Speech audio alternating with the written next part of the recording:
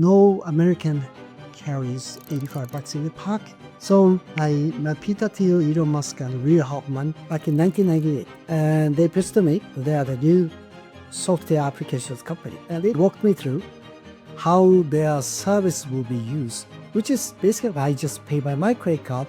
You guys pay me back for your share. So PayPal original meaning is a pay to the pop. Cadence and speed of Silicon Valley is phenomenally faster than Tokyo, but most of the times it doesn't concern it as actual business. Frankly speaking, my wife cried. Why you have to leave Mitsubishi? Peter Thiel, Elon Musk, they're not the way we know them today. That's not how they were back then. Did you sense something special even in that conversation? Peter Thiel is of course charming, but Elon Musk is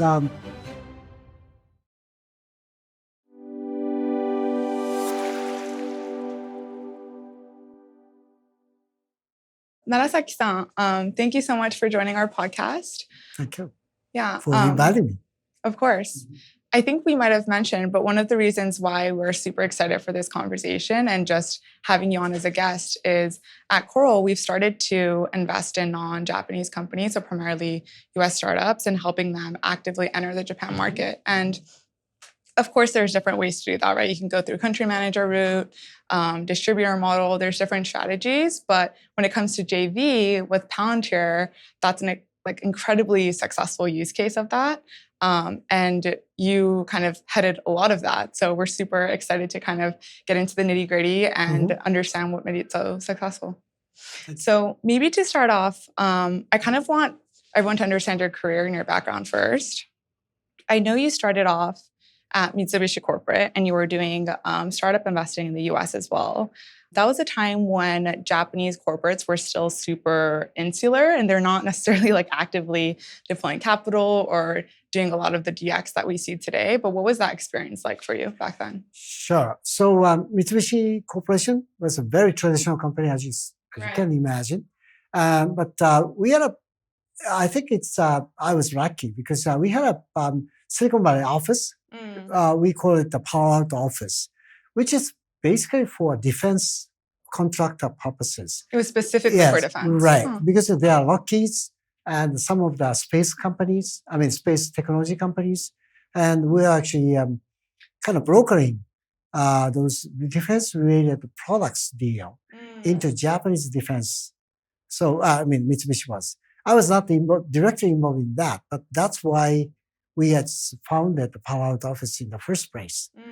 Then I was sent by a Mitsubishi executive to develop some of the kind of civil, B2B, B2C new businesses with some Silicon Valley companies. And also luckily we started $50 million, small amount, $50 million CVC over there, which is probably very early. And this is back in 1990, mid-90s. Okay. Nobody else was doing that. Right. So with that $50 million money to show, we are just, I was actually business developing with a bunch of the startups. And remember, that's so-called a dotcom bubble boom over there. So it's almost like my daily ritual to meet up with new startups because they come to us. Mitsubishi has the money, Mitsubishi has the business. Let's go grab that. So they come to me one after another, and I've met probably most of the famous Silicon Valley ex-startups now, right now. So anyways, it was very interesting job, but I got one problem. Every day I have a good meeting with the startups and trying to make a deal like an investment and business development. Every time I wrote a fax to Tokyo headquarters, okay, we had this meeting. This is a great startup. We're gonna make this kind of business with them. So we're gonna invest that. Tokyo, probably 9 times out of 10, they said no. They're super conservative. They didn't understand. They didn't get it, the model, even the business model itself. So basically, I was so happy living in Silicon Valley and working like a crazy with the startups. but most of the times it didn't consummate as actual business because of that. So I'd love to hear the ones that got away. So these ones that you tried to get through but didn't go through and ultimately were successful. Like, tell me about the scars. Okay. PayPal. Oh, wow. Okay. I still remember when I met Peter Thiel, Elon Musk, and Reid Hoffman, and one more person out of PayPal. They lined up before me, and they pitched to me that they are the new software applications company back in 1998. And I asked them, what kind of software it is? Then, there's a long story, but they basically kind of walked me through how their service will be used, which is basically originally a kind of system to enable Go Dutch. If we go drinking out together and I just pay by my credit card, you guys just pay me back for your shares. In Japanese would be warikan. Warikan. But so Peter Thiel actually, who explained this thing to me, he said, okay, let's say $500 the bill. And we have 6 people here. So Koichi, you pay by your credit card for the $500 to the restaurant, and everybody else has to pay you back like $85. No American carries $85 in the pocket because it's not safe.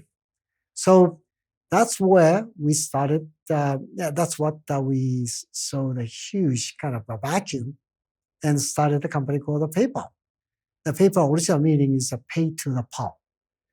So that's exactly pay to the PAL applications. Tokyo said no. Okay, why you guys don't carry $85 in your pocket? They don't get it, Yeah, Right. Japan is so safe. Exactly. Yeah. So these are the things that I feel like a disconnect with Tokyo. So I'm originally from Tokyo, naturally. I was born and raised here. But the problem is, now I'm a Silicon Valley kind of person. Then I would say the cadence and speed of Silicon Valley is phenomenally faster than Tokyo, especially the conventional companies like Mitsubishi's speed. So I was kind of sandwiched by these kind of two different, maybe cultural kind of group. Right. So Mitsubishi on one side, Silicon Valley on the startups on the other. Sorry, can we rewind just a little bit? So how old was Peter at the time? And I guess Reid was also in the conversation, because I remember you telling me a while back that you guys were at a cafe having this conversation. Can you just like set the scene? Sure. It was not the cafe. It's in our restaurant. Office. Office. Okay. And he actually kind of exemplified the PayPal use cases, talking about using kind of restaurant case. But we didn't go to the restaurant itself. I see. But actually, it's casual. Yeah. It's like this. We are just probably over coffee or water or tea or something. Yeah. And again, Peter Thiel, Elon Musk, just sitting in front of me. I mean, like a 3 foot away from me. Yeah. And we're just having a very casual, but very energetic conversations like that. At that point, I'm assuming you're meeting a ton of founders. And of course, Peter Thiel, Elon Musk, they're not who, like the way we know them today, that's not how they were back then. But did you sense something special even in that conversation? Did you think like, wow, these people are different? Or was it too early to tell? Actually, I didn't. I also met Marc Benioff, Salesforce. Yeah. He was impressive. He's big, many ways, and he's kind of charming. Peter Thiel is of course charming and very serious, kind of looking person. Elon Musk, maybe I shouldn't say this, but Elon Musk is kind of like in Japanese, like uekara mesen. Like he's going like this. A little bit arrogant. Maybe a little condescending. I didn't want to say that the word, but yeah. So that's my kind of impression. But I didn't have any particular difference that I felt about them, amongst other founders. Man, that's really humbling considering our business. We consider ourselves like, some kind of like fortune tellers or something that we can look into our crystal ball and understand who's going to be successful, but you really don't know, right? Right. Yeah. Yeah. You were talking about like the disconnect you sensed in Silicon Valley and in Tokyo. Is that what caused you to leave Mitsubishi after, I think you were there for almost 2 decades, right? And then you moved into startups in the US, which may be a little bit more common now, but back then, like unheard of, especially with Mitsubishi being such like this kind of gold star company in Japan. Is that what caused it? That is correct. So as I said, I was doing my daily ritual, meeting up with the startups, trying to work with them for 3 years through 1997 through almost 2000. And I think it's beginning of 2000. I thought to myself, this is it. I should jump over to the other side of the table, which is the startup side. And I decided, and there are several offers, job offers by their startups. Koichi, you want to join us? Type of thing. And I've been saying, oh, no, I'm happy with the Mitsubishi. But I said to myself, this is it. That was beginning of year 2000. And in a nutshell, I decided to jump ship Mitsubishi then, and I really did that as of end of June of 2000, that year. So people panicked. My hugely big boss, the top boss back in Tokyo, tried to call me up all the way from Tokyo. And he actually offered some great position. Okay, you want to reconsider. We need you. I need you. And you can do this for me instead. No, sir, I'm not interested. You already made up your mind at that point. Right. But then, frankly speaking, my wife cried. Why you have to leave Mitsubishi? Mitsubishi, this cushy job, cushy everything, and it's safe. It's a future, right? And it's stability, all that. What do? Oh, I want to join this startup because the CEO pitched me, and I came to like him a lot. She said, "What about us? We got 2 daughters, actually at ES, elementary school. So how about them? There's no more like a protection by Mitsubishi over there. So it's really a jump shipping out of the big ship, almost like an aircraft carrier called Mitsubishi. So that was, but I decided, and probably you wonder why I did that. Another motive was, that the company that I joined was supposed to be pre-IPO, and the CEO and the COO offered me a hefty stock options. And we are almost turning in like a S1, filing for IPO. So I thought it's in the money, in a good way. So that's the bet I did, which didn't work out, by the way. What year was this? Yeah, 2000. 2000. Right. Great timing. Yeah, that's right. And we're supposed to be go public towards end of that year, like after the presidential election. Yeah. Bush versus Gore. Right after that, we're having a roadshow and becoming a public company. Supposed to be. Didn't happen. Because NASDAQ crashed and everything is just ruined. And I know you experienced a couple of startups, right, during those years. What was that experience like? That was my first startup called Allyno, which kind of went sideways, but I had some key contract customer win with a Japanese company called Sharp. Sharp had a PDA called Zaurus, which is world's first Linux-based PDA or Linux-based basically smartphone or maybe pre-smartphone device, which against which I won the design, and our Linux kernel was there. But anyways, the company didn't, as a corporate, didn't work out, and it was salvaged by a American company, and I was offered a job by that American company. I didn't like it, so I came back home to Tokyo once to join Japanese software startup. Then, several years later, I ended up as chief strategy officer of that company. I ended up buying up 2 Silicon Valley startups, or one startup and the other one is a Nasdaq listed company, but ex-startup. Then I ended up then running these 2 companies combined as a CEO. So I came back to my second home. And what year was this now? That was at year 2007. 2007. Okay, Right. so quite a bit of time had passed. Yes. So since year 2000, second half of 2000 through end of 2002, beginning of 2003, I was working for that company called Allyno. Yeah. Then I just joined the Japanese startup or ex-startup called Access, beginning of year 2003. And what did your wife say when the IPO didn't happen? Oh, she pissed a lot. But Yeah, you made up for it. Yeah. Yeah, somehow. You did somehow. well. Yes, I said, okay, next Yeah. time. Just please wait a little more. Yeah. So anyway, then I was working chief strategy officer of Access.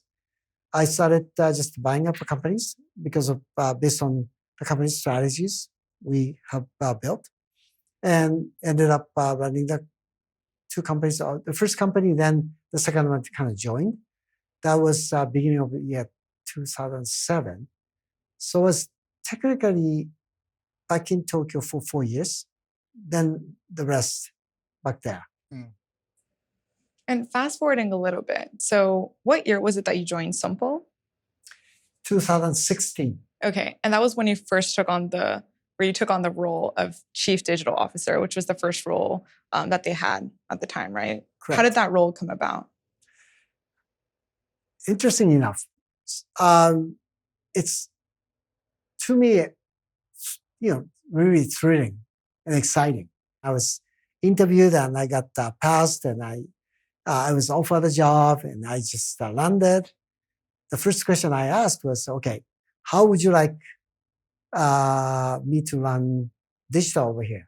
Can we just set the stage? Like, what is SOMPO? There's some people that are listening that are not in Japan. That, of course, everyone in Japan will know SOMPO. But so SOMPO is a globalized insurance conglomerate. Yeah. To date, it has 135 years old of history. Yeah. And it's actually a kind of hybrid. It's the result of probably 7, 8 companies merged with each other, all insurance companies, domestic Japanese. Then we bought some of the overseas properties, insurance companies. So it's really globalized. We also, not only insurance like a PNC insurance, non-life insurance, as well as life, medical insurance. Then we have also bought and run Kaigo, which is nursing care businesses. All in all, our headcounts are something like 75,000. Right, so it's Massive a giant company. organization, yeah, giant. that has been around for over 100 years. That's right. And here you are, chief digital officer. So, like, what did they want to accomplish by bringing you on? Actually, I then got an idea that probably digital is really, really necessary for insurance industry. Not only SOMPO and all the other as well. Why? Because insurance business, which is a part of kind of financial transactions, but it's if you really see that in a different kind of perspective, it is a risk financier or risk management business. And so we are supposed to know your risk much better. You are the clients, and I'm supposed to know, how much probability that you get into the accident, or your health compromised, or your house on fire, or some other troubles that I should just predict. I should be able to predict probably better than yourself. that side of like a value that we are just catering to you, it's built on digital. But they are not, I mean, SOMPO was not really digitalized in that way. That's what basically, I guess, what I did for last 9 years in many ways. So stepping into the conversation around Palantir, so you joined SOMPO in 2016. You're in charge of DX, whatever that might mean for the company. How does the company name Palantir even come about? Is it because you identify them and you think, okay, like this is a good match in terms of the problems you guys were facing and the solution they had? Was it them reaching out to SOMPO? Like how was the first interaction like? It was more like me who was introduced to Palantir. Okay, this is kind of an interesting situation because I had to explain to you. When I joined SOMPO, at the time of my joining SOMPO, I thought, well, insurance company, 保険会社, is a trove of data. Right. In Japanese, data no hoko, trove of data. But it's actually, when I just came in and I figured out, it's not the trove of data. It's like a warehouse of data. It's a data no soko, not the hoko, but the soko. And the difference is very simple. Trove is all the valuable things in there available to you. That's trove. Soko, warehouse, it's dirty, run down and messy, scatter around everything, and you can't pick up any good things out of that because it's all dusty. Right. So SOMPO was like that. But I was still keeping my hope that if even this kind of warehouse-like situation, if I could just extrapolate all the data sets that we have, it's all must be golden. And we can do, as I said, DX, the true DX throughout SOMPO with those data sets. So I needed some tool, I need some weapon to kind of dust off and kind of wipe the data and make it kind of shiny green. So I was looking for that kind of tool. Somebody just told me about the Palantir, and I grabbed that. And actually, I was introduced to Palantir by one of the Palantir investors at the VC, Silicon Valley. And I was so happy to join the first meeting with the Palantir. Because as I said, I had a high hope of becoming a first Japanese user of a Palantir.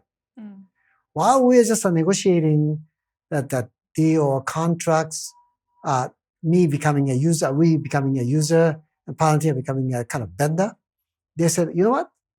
Let's set aside this contract or just usage business. We need some partner for Japan entry, which is probably the main theme today. And were you talking to Alex? Like who were you talking to Sure. at Palantir? It was like a kind of vice president level. Okay.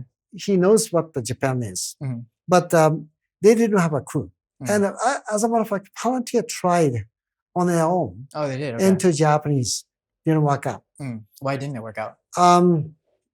Probably it's a language and non-language barriers all over. And even Palantir, who the hell are you? You're not Japanese and you are not, IBM, Oracle, who have like a humongous sales force and corporate standing and all that. Right. You're just a small office, outfit in somewhere in Tokyo, and you're trying to sell, the fortune, like a millions of dollars type of contract to us.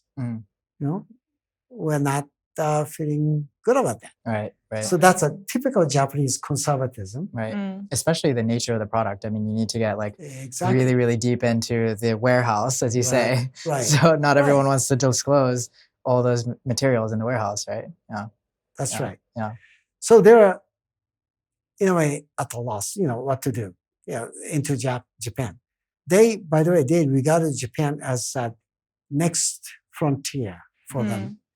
Palantir has pretty much done by that time. They had most of Western world, both civil, public and private industries. So that's in the US, Europe. Europe, Okay. UK, all the Europe, and well, of course, North America, Canada, and Australia, New Zealand, and all that. So they're okay with the Western region. So next, the big thing is Asia, and probably they felt Japan could be the kind of beachhead for them, and also Japan by itself with its size of economy. I think they thought Japan is a sizable, good market for them to kind of win over. They couldn't do it by themselves, so they are looking for the partners. Of course, there are probably lots of people calling in, try to become the partners. And I was just a wrong guy walking into this situation. And I was just trying to become the first user. Hey, we wanted to use yours like this, like that. Right. Koichi, wait a minute, why don't we just talk about the Palantir Japan business together as a joint venture? Originally, I said no. Really? Because, Frank, they exactly said, I said, I don't know for sure. Number one, we're not IT companies. We're not. Unusual choice, yeah.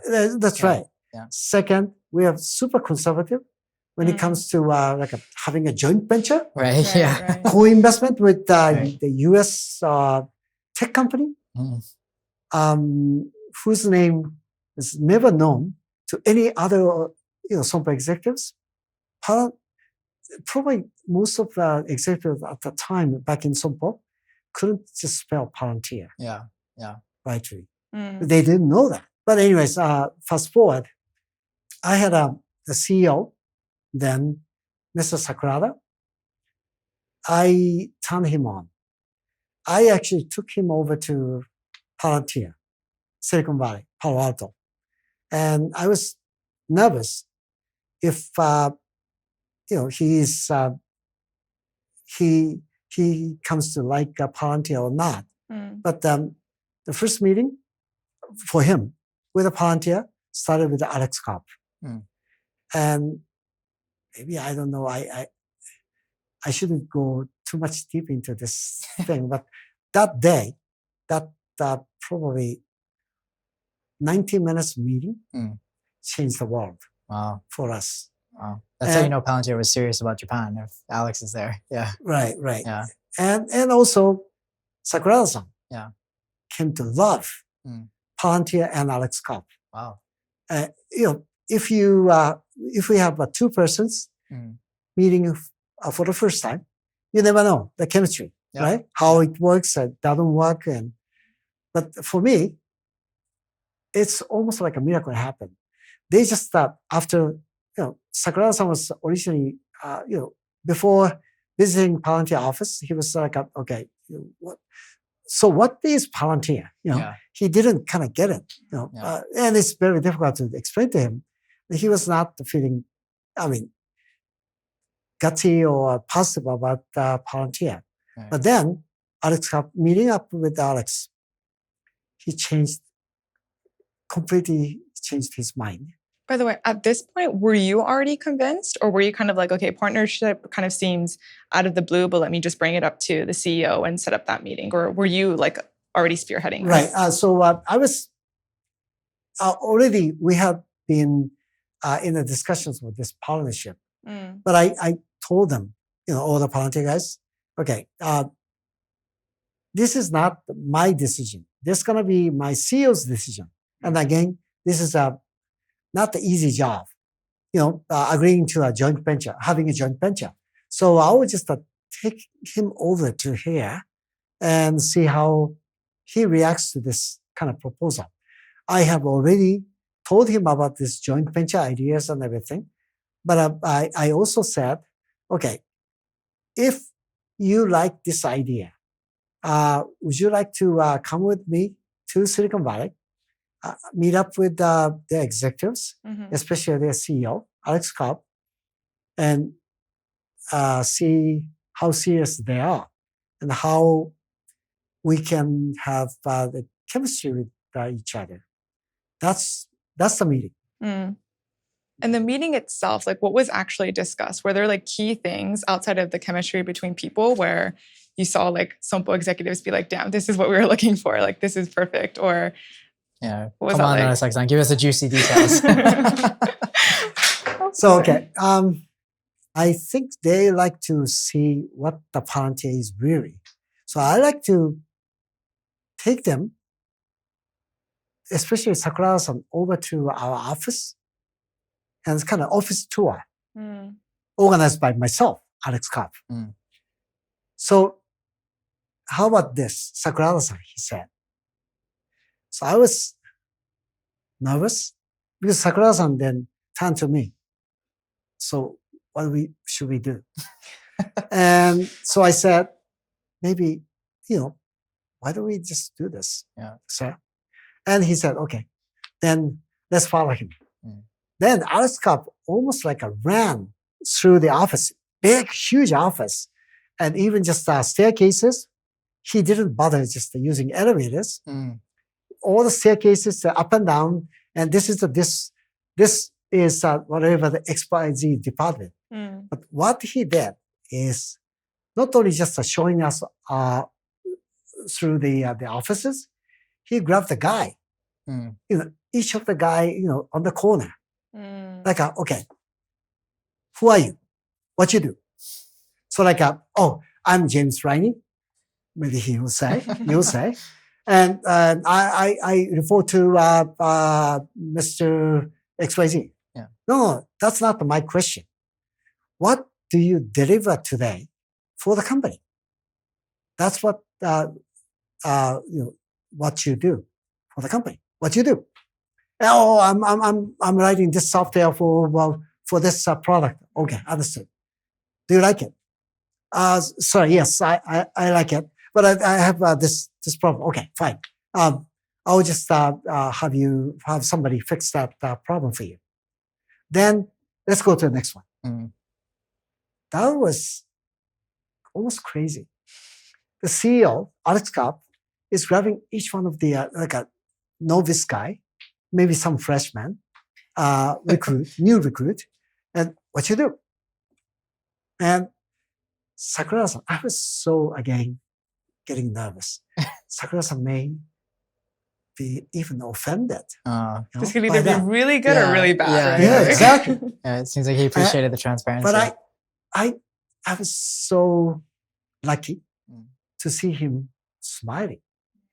He really enjoyed this thing. Later, by the way, on our way back home, he said, okay, I want to do just like Alex did today. Throughout SOMPO. Inspired. I'll grab the SOMPO people on the floor. Yeah. Well, so what you do? What you do for the company today? Type of thing. Anyway, he came to love this thing. I guess it's kind of Showa in a sense. That's right. That's right. But Alex Karp is very smart and very personable person, which he doesn't look like that. And he looks like very difficult. But he's very, very passionate and compassionate and also personable. But he's very smart and he's deadly committed to the company, to the company's future. That's what the Sakura-san kind of saw through those kind of things. Then coming back, as I said, coming back home to Tokyo, he said, Narasaki-san, this is a great deal. You made it. We're just signing off this joint venture. We're launching it with Alex and their people. Great. Amazing. Go ahead. Was there any conversations around doing a partnership that wasn't a JV model, like perhaps using you guys as a distributor or doing some other type of partnership, or was it always JV from the beginning? Yeah. Why was JV the right way to go? Yeah. Sure. By the way, for the record, I originally hated the JV in general because I saw back in Mitsubishi, I saw so many JVs just fell. What was the problems that you saw there? Okay, JV is to me kind of pushing the responsibility back and forth. So if I partner with James on a JV, Of course, if we are just both covering with each other, that was good. But sometimes, politically, it's it's on your turf. You pick it up. No, Koichi, it's yours type of thing. So JV doesn't, to me, it's not the workable kind of modus operandi. Mm-hmm. But they said JV. Why? Because they wanted to, Japanize Palantir.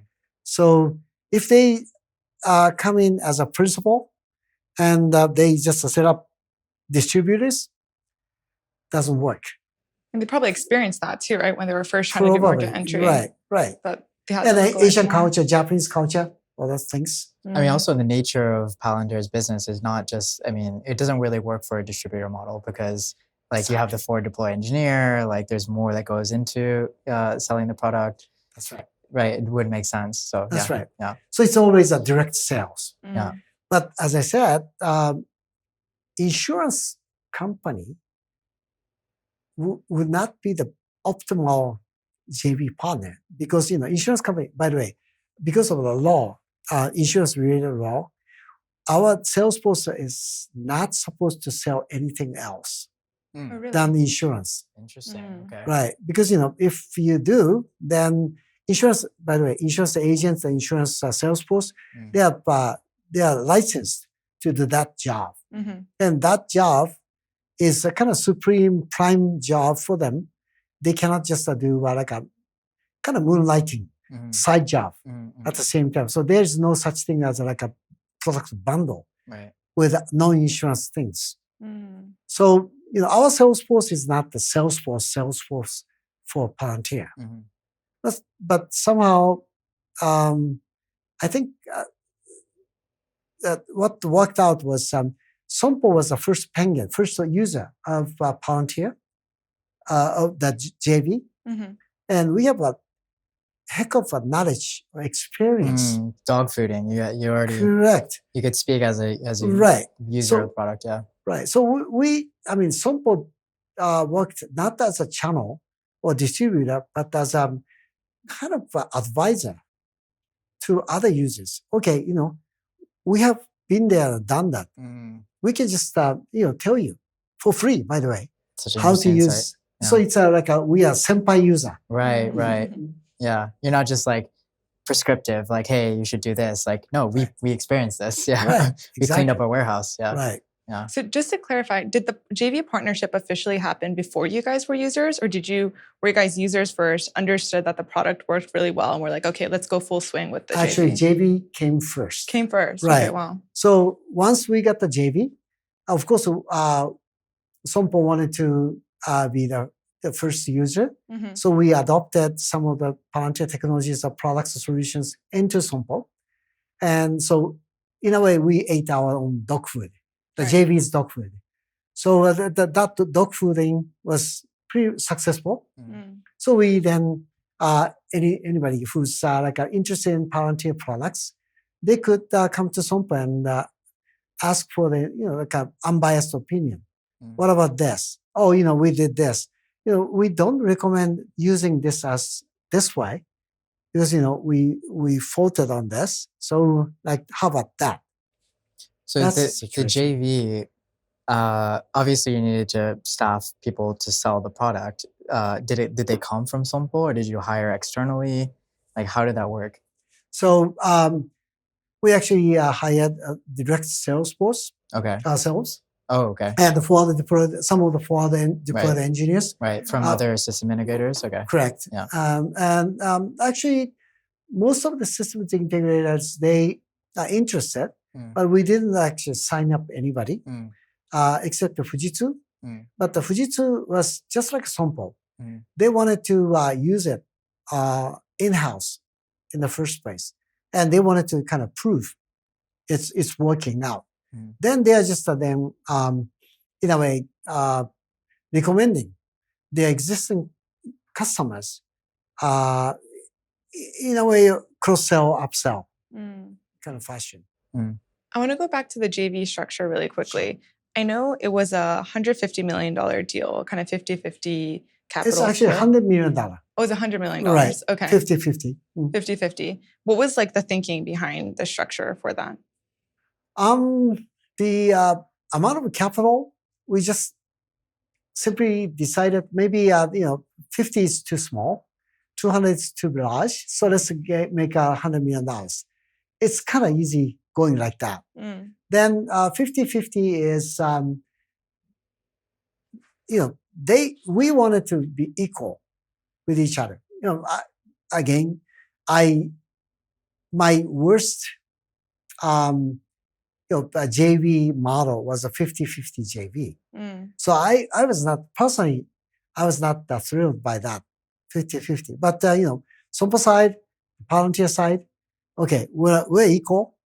We equal means 50-50, and that's how the capital was decided. From an operational perspective, I mean, how much is like siloed away from the U.S. operations, and how much is very specific to Japan? Actually, we're very close to U.S. mothership. We call with a small boat, but mothership is right next to us, and because a bunch of the engineers, like for the deployed engineers, all that, they sent over to Palantir Japan. We have roughly 40 people, kind of take after the US ones or European ones. In that way, it's all equal. Maybe Japan specific part, of course, we have Japanized our software. That's one. What does that mean, Japanize? The screens and the original code base is the same. Okay. But how you see the user screen. Is it just a translation thing, or is there like something specific to Japan? It's a translation. Okay. But these days AI can do pretty smart. Yeah. So there wasn't any major changes made to the product or the UI UX to localize to Japan? No. Okay. Because of Palantir, both Japan and the US, we never want to change our model. By the way, we're very unique. We typically we engage with the customers or prospects to solve their problems, their biggest problems, managerial, social, or financial problems. While others, okay, my server, my instance, my software can do this, that, more like a product push. We're like a problem driven. So that's two different kind of ways, or two different maybe schools. And we are definitely we stick to our own school, which is problem solutions. So fast forward to today, are there any numbers you can give us in terms of the scale of the business in Japan? Number of people, revenue, customers, anything that you can disclose. Give us a sense of how big the Japan business is. Okay. This is a 6-year company, and I can tell you some of the numbers.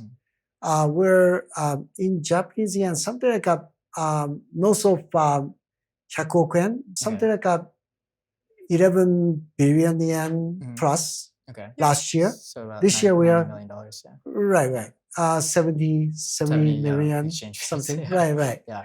And with the bottom line of like a 30% net margin rate, pre-tax. So pretty good. Yeah. So we have 3 billion yen plus profits coming in. Right. Profitable. Yeah. And even the revenues and profits are just kind of going upwards. I have a sense that one of the reasons that Palantir has done well in Japan is the fact that the system integrator market already had such a stronghold on Japanese corporations. And so that whole forward deployed engineer model was very natural for a Japanese corporate context. Was there any specific things that need to be localized, or was it basically you just slide in as you position yourselves as a techie AI-enabled SIer or system integrator? Before talking about the SIers, I think Japanese users or Japanese customers have some specific difference. Japanese IT is all about outsourcing, right? The United States, you name anything, like a big company like Ford, GM, or General Electric, their IT division is even bigger than any vendor. Right. Because they can develop themselves. And they develop and they maintain, they upgrade by themselves.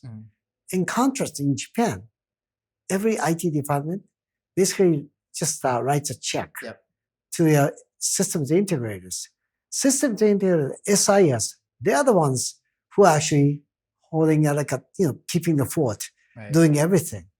So in that kind of model, naturally, systems integrators don't want to open up their own juicy market to newcomers.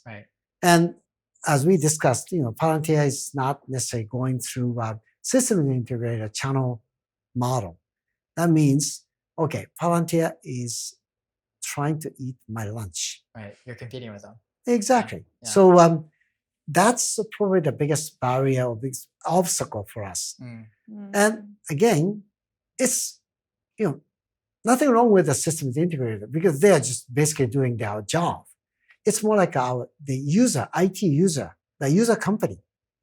I think IT departments should be more, democratized rather than just keeping their own kind of customer versus vendor kind of relationship. They want to create their own IT department. They want to just upgrade it, update it, with their own kind of user computing type of thing. Do you think they're too reliant on the outsourced SIs? Because I know that the origin of this problem, Japanese a so-called lifetime improvement system, and the people are hired without any particular skills, right out of school, and they're bred all the way up through doing a bunch of different things. So there's no such thing as an IT specialist in the IT department.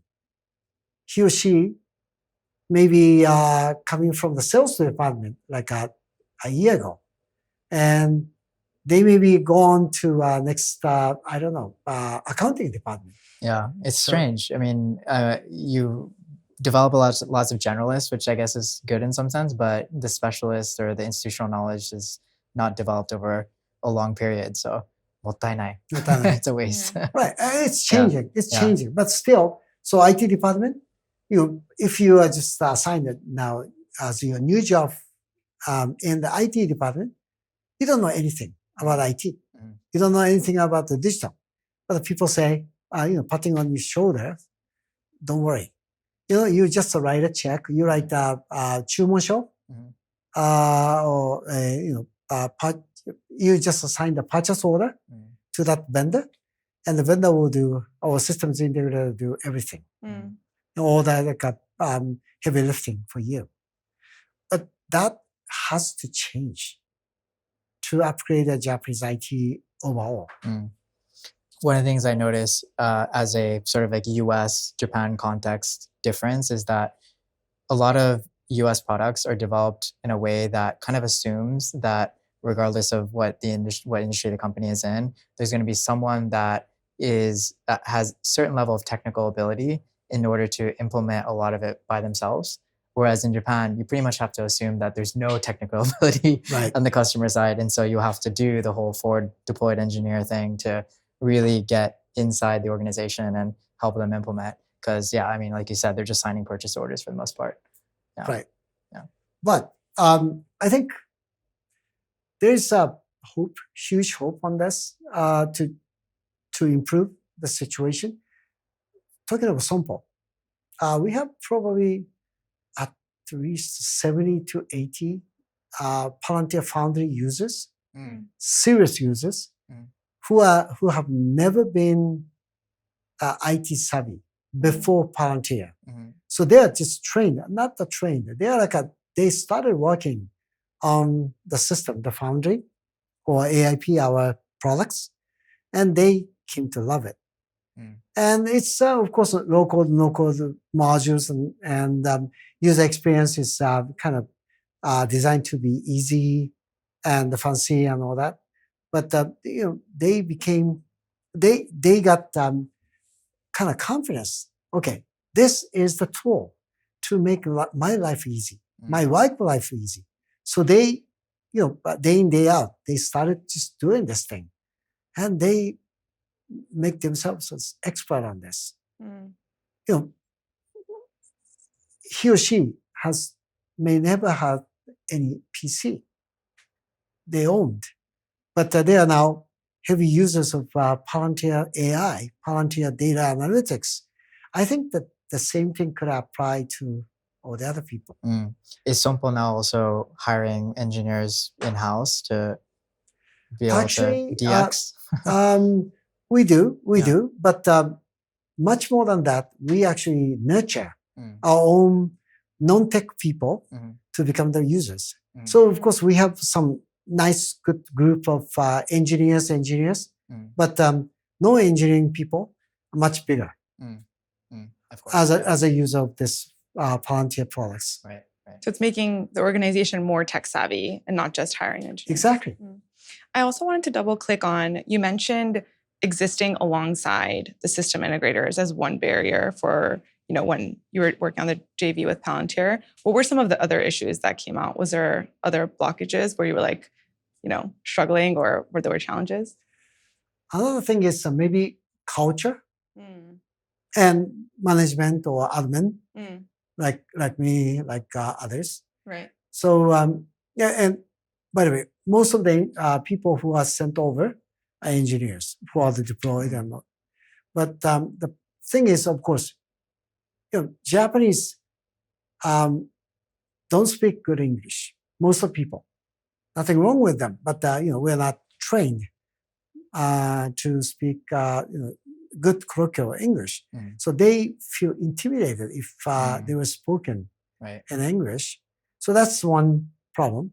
The other problem is maybe speaking no Japanese, you don't get the Japanese culture or subtle kind of meaning or the situational, environmental cookie. Yes, that's right. Read the air. Exactly. So that's sometimes very critical if you get it or if you don't. So that's a kind of cultural gap, should I say, that I sometimes feel. Were there things that you guys did to try to close that gap? Or is it just about, trying to push through the language barrier? We have translators. Actually, we have 2 translators. They come to our meetings sometimes, most of the times.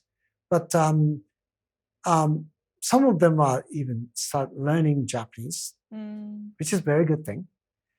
But then once we get to some good working relationship with the customers try to speak to them in English, interesting enough.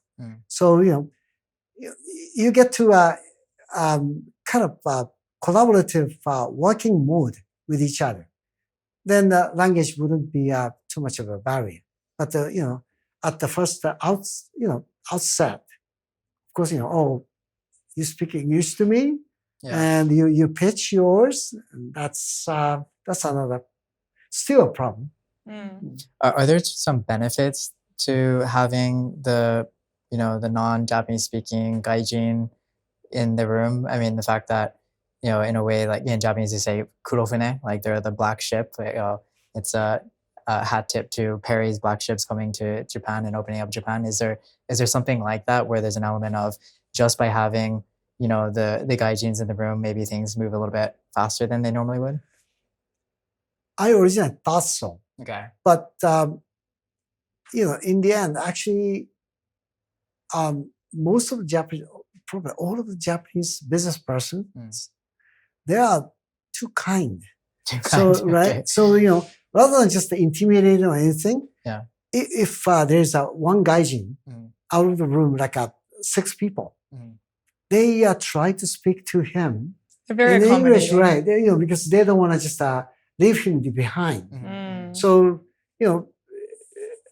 if you're trying to just pressure them by disguising, doesn't work.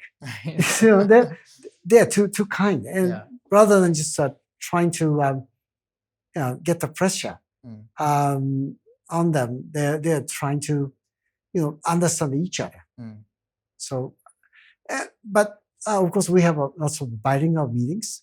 But most of the times I speak Japanese to the customers, and some of the engineers, if he or she doesn't speak Japanese and there's no translator, I'll translate myself, and they appreciate. So that's how we work.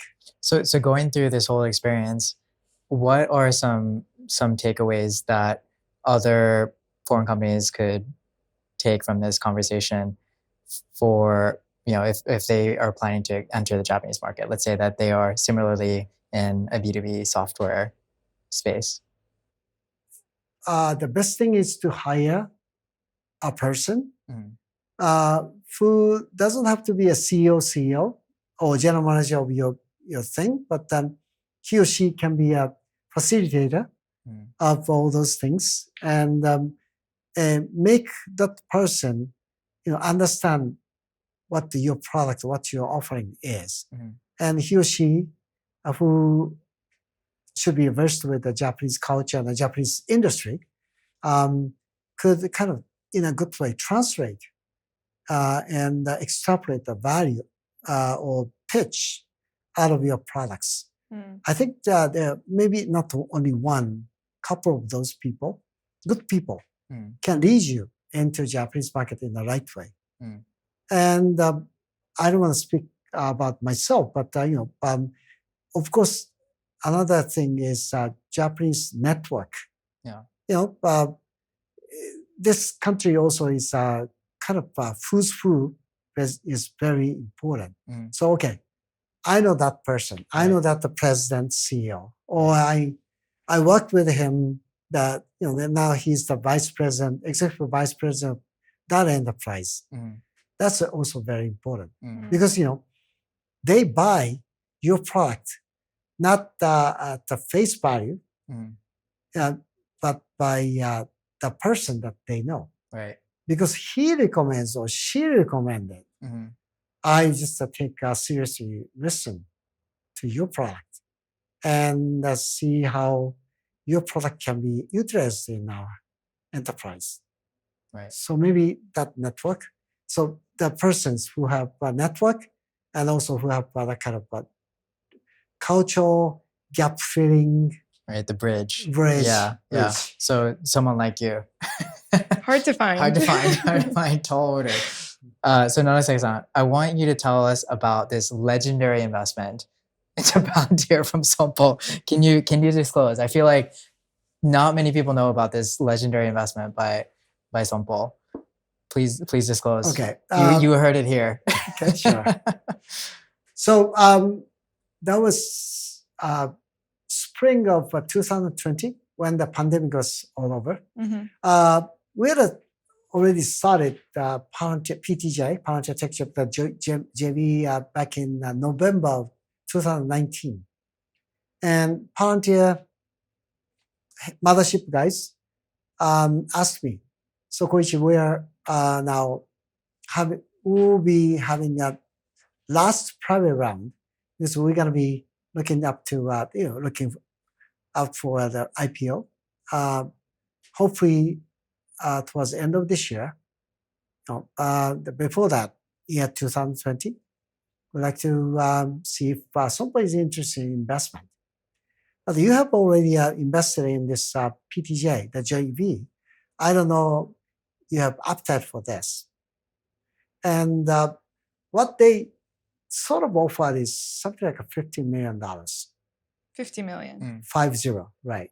Then I went up to CEO. And he's so happy. Again, Alex Karp, Sakurada-san. So Sakurada-san is, okay, any problem, any issue you have, just I should be the first one to know. And he said, he asked me, so how much you want to just invest? They offered us like a $50 million. So I wanted to do a $50 million.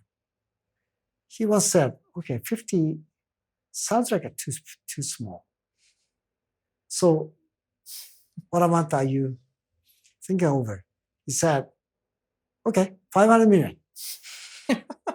Of course, we discussed then if it should be invested and how much that the investment should be. But we ended up deciding 5%, which is $500 million. And we have some justifiable ideas why 500 million. But 500 million is a big money. Yeah, it's giant. Yes. And we had a kind of limited time window. It was almost like less than a month to make a decision and wire the money. We did actually 2 board meetings for this. And, fast forward, we closed the deal, $500 million. That was June of 2020. Palantir proved to be the right partner. Of course, it's, the stock price means it is a successful company. That's why Street bought them, right? This way. Incredible. And to the extent that you can disclose, was there any sell down of the stake? At what timing? So SOMPO is another financial institution. Yeah. So we have some cash, and we're not trying to just make most of meet and all that. Because I'm back in my CVC or VC kind of background, after the IPO, by the way, we just invested in end of June 2020. In that year, end of September, IPO happened at the initial price was $10, 10 something. So it's already a double. Yeah. And there's of course, I wouldn't go too much detail, but there's no huge lockup. There is some partial lockup. So my motto is, just like a VC, as soon as the things are just available, I mean, it's sellable, and not restriction just lifted off. All that stakes should be sold. That's my kind of thing, because 500 million is already $1 billion plus. Yeah. Why don't we just make another 500 million as a profit? Yeah. But company said, you have a joint venture. We have a joint venture with them, and we don't want to just sell it off. No. They're saying, okay, you're free to sell. There are lots of people who want to buy Palantir stock. Now we are publicly traded. You can always sell. So there's some argument, discussions among us. I can't say too much details, but we have some announcement or public release that we have sold good part of it, but we have not sold all of them. And actually, the remainder of the shares we just keep is appreciating by itself, because stock price is going like this. So we probably just hold on to this thing for the time being. Yeah. Wow. Congratulations. By the way, one thing that sticks out to me is the speed that you and the JV was able to move. Because you joined SOMPO in 2016, first chief digital officer. 2 to 3 years in, you're already working on this JV with Palantir.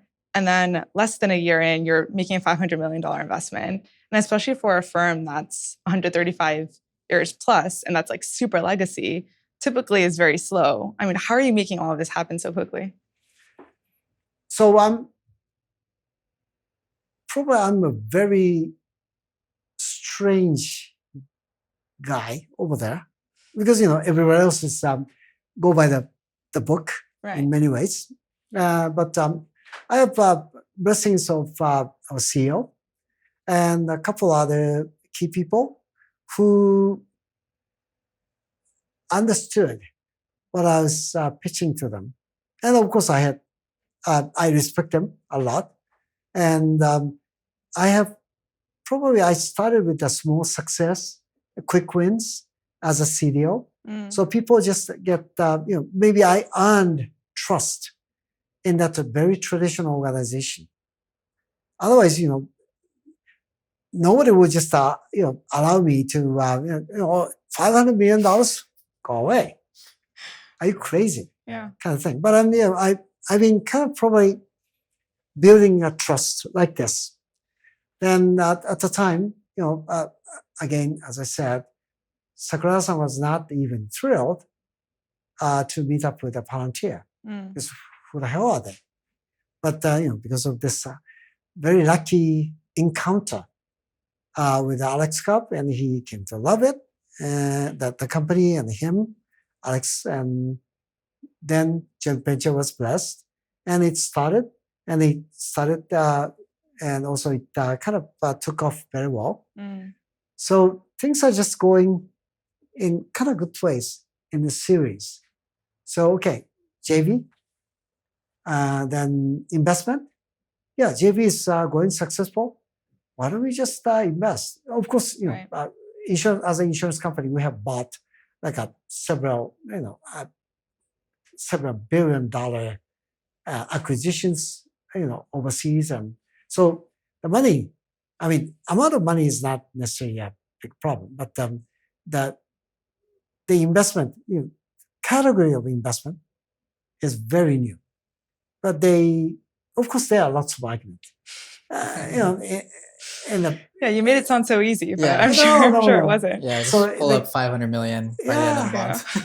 So No big deal. kitchen was so dirty at the time, because there are lots of messy things and lots of arguments, lots of debates. But in the end, we decided, okay, let's go. Yeah. If we had to, go in, we seriously go in all the way through. Amazing. Yeah. So what does the future hold? What's on your mind? What's on SOMPO's mind? What do you want to focus on?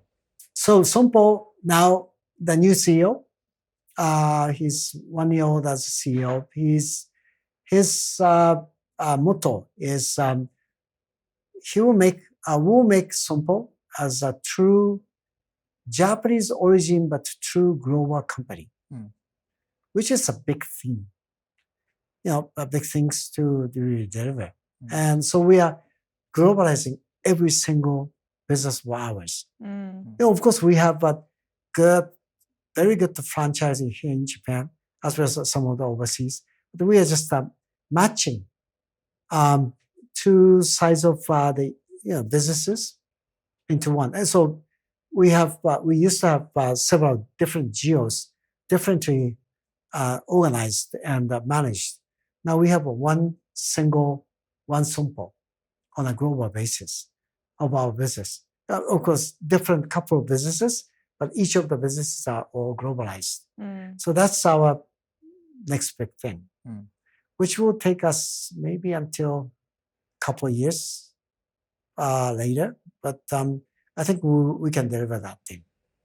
Amazing. Exciting times. Well, thank you so much for spending time with us. This has been thank you. Amazing. You're one of the few people I know in Japan that are like true change makers. So thank you for the work that you're doing. And I hope there's going to be more Narasaki-sans like you. Thank you. Thank you so much.